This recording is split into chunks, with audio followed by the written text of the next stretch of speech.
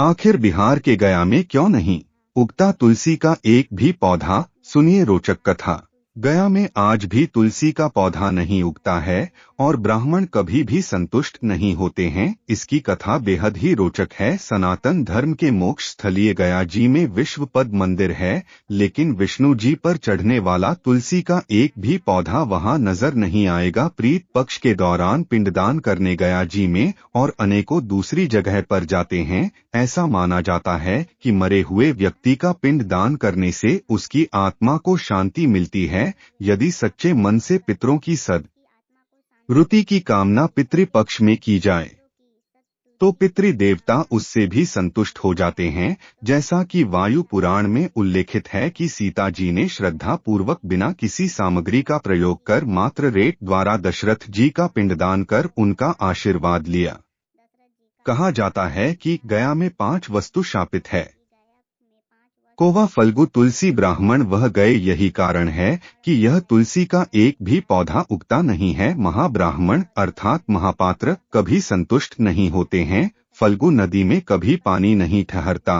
कौआ हमेशा लड़ झगड़ कर ही का पता है। यह सब बातें सदियों से चले आ रही है। उसे परंपरा की है जिसे हम आज भी पूरी मानता और के साथ ग्रहण करते हैं। आई सुनते हैं वाल्मीकि रामायण का एक प्रसंग और जानते हैं कि क्या महिलाएं भी कर सकती हैं श्राद्ध।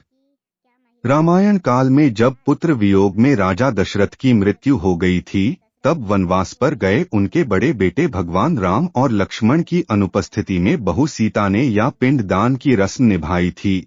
वाल्मीकि रामायण में वर्णित घटना के अनुसार एक के दौरान भगवान श्री राम लक्ष्मण और माता सीता पितृपक्ष में श्राद्ध करने के लिए बिहार आ गया पहुँचे। वहां महाब्राह्मण ने श्री राम और लक्ष्मण को साथ कर्म के लिए आवश्यक सामग्री जताने के लिए कहा।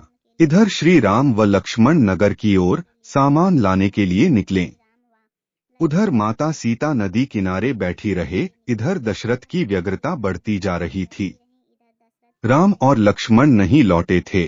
इसी दौरान भूख से व्याकुल दशरथ ने माता सीता से पिंड की मांग कर दी।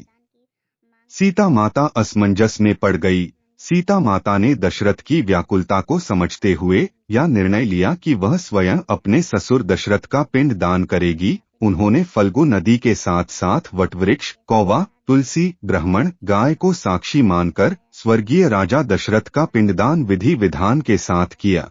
जैसे ही उन्होंने हाथ जोड़कर प्रार्थना की तो राजा दशरथ ने सीता माता का पिंडदान स्वीकार कर लिया। सीता माता इस बात से प्रफुल्लित हुई कि उनकी पूजा दशरथ ने स्वीकार कर ली है। श्री राम जब लौटे तो उन्होंने सीता पर विश्वास नहीं किया। वह इस बात को मानने से इनकार कर गए। उन्होंने कहा कि पिंडदान पुत्र के बिना नहीं हो सकता है। इसके बाद सीता माता ने कहा कि वहां उपस्थित फल्गु नदी, तुलसी, कौआ, वटवृक्ष और ब्राह्मण श्राद्ध कर्म की गवाही दे सकते हैं। श्री राम ने जब इन सब से पिंडदान के संबंध में पूछा तो फल्गु नदी, गाय, कौवा, तुलसी और ब्राह्मण पांचों ने झूठ बोल दिया। सबने एक साल में गवाही दे दी कि माता सीता ने कोई पिंडदान नहीं किया है। लेकिन वटवृक्ष ने सत्य का साथ दिया। उसने श्री राम से कहा कि सीता माता ने सबको साक्षी मानकर विधिपूर्वक राजा दशरथ का पिंडदान किया। पांचों साक्षी के झूठ बोलने पर सीता माता ने क्रोधित होकर उन्हें आजीवन लाभ दे दिया। फल्गु नदी को श्राप दिया कि वह सिर्फ नाम की नदी रहेगी, उसमें पानी नहीं रहेगा। इसी कारण फल्गु नदी आज भी गया में सुखी है। गाय को श्राप दिया कि गाय पूजनीय होकर भी सिर्फ उसके पिछले हिस्से की पूजा की जाएगी और गाय को खाने के लिए दरबदर भटकना पड़ेगा। आज भी हिंदू धर्म में गाय के सिर्फ पिछले हिस्से की पूजा की जाती है। सीता माता में गया के महाब्राह्मण को कभी भी संतुष्ट न होने और कितना भी मिले उसकी दरिद्रता हमेशा बनी रहेगी, ऐसा श्राप दिया। इसी कारण महाब्राह्मण कभी भी दान दक्षिणा के बाद भी संतुष्ट नहीं होते हैं। समाज में उन्हें अछूत ब्राह्मण का दर्जा मिला हुआ है। सीता माता ने तुलसी को श्राप दिया कि वह कभी भी गाय की मिट्टी में नहीं उगेगी। क्या आज तक सत्य है कि गाय की मिट्टी में तुलसी नहीं उगाया जाता है? कौवा को हमेशा कल खाने का श्राप दिया था और आज भी खाना अकेले नहीं खाता है। सीता माता ने जहाँ इन पांचों को श्राप दिया, वही सच बोलने पर वट वृक्ष को आशीर्वाद दिया कि उसे लंबी वायु प्राप्त होगी, वह दूसरों को छाया प्रदान करेगा। प्रतिव्रता स्त्री उनका स्मरण करके अपने पति के दीर्घायु की कामना करते हैं।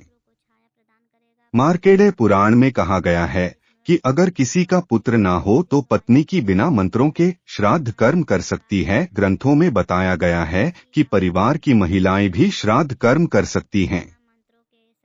इस बारे में धर्म सिंधु ग्रंथ के साथ ही मनुस्मृति, मार्कंडेय पुराण और गरुड़ पुराण का भी कहना है कि महिलाओं को तर्पण और पिंड दान करने का अधिकार है। इसके अलावा वाल्मीकि रामायण में भी कहा गया है कि सीता जी ने राजा दशरथ के लिए पिंडदान किया था, श्राद्ध करने की परंपरा बनी रहे और लोग अपने पितरों को ना भूले, इसलिए इस तरह की व्यवस्था बनाई गई है। मार्कंडेय पुराण बिना मंत्रों के ही श्राद्ध कर सकते हैं पत्नी। मार्कंडेय पुराण में कहा गया है कि अगर किसी का पुत्र ना हो तो पत्नी ही बिना मित्रों के श्राद्ध कर्म कर सकती है। पत्नी ना हो तो कुल के किसी भी व्यक्ति द्वारा श्राद्ध किया जा सकता है। इसके अलावा अन्य ग्रंथों में बताया गया है कि परिवार और कल में कोई पुरुष ना हो तो सास का पिंडदान बहू भी कर सकती है। गरुड़ पुराण में बताया गया है कि अगर घर में कोई बुजुर्ग महिला है तो युवा महिला से पहले श्राद्ध कर्म करने का अधिकार उसका होगा। विवाहित महिलाओं को है श्राद्ध करने का। अधिकतर महिलाएं श्राद्ध के लिए सफेद या पीले कपड़े पहन सकती हैं। केवल विवाहित महिलाओं को ही श्राद्ध करने का अधिकार है। श्राद्ध करते वक्त महिलाओं को कुश और जल के साथ तर्पण नहीं करना चाहिए। साथ ही काले तिल से भी दर्पण ना करें।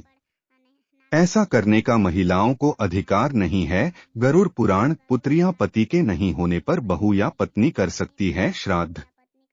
कौन श्राद्ध कर सकता है, इस बारे में गरुड़ पुराण के 11वें अध्याय में बताया गया है। उसमें कहा गया है कि ज्येष्ठ पुत्र या कनिष्ठ पुत्र के अभाव में बहू पत्नी को श्राद्ध करने का अधिकार है।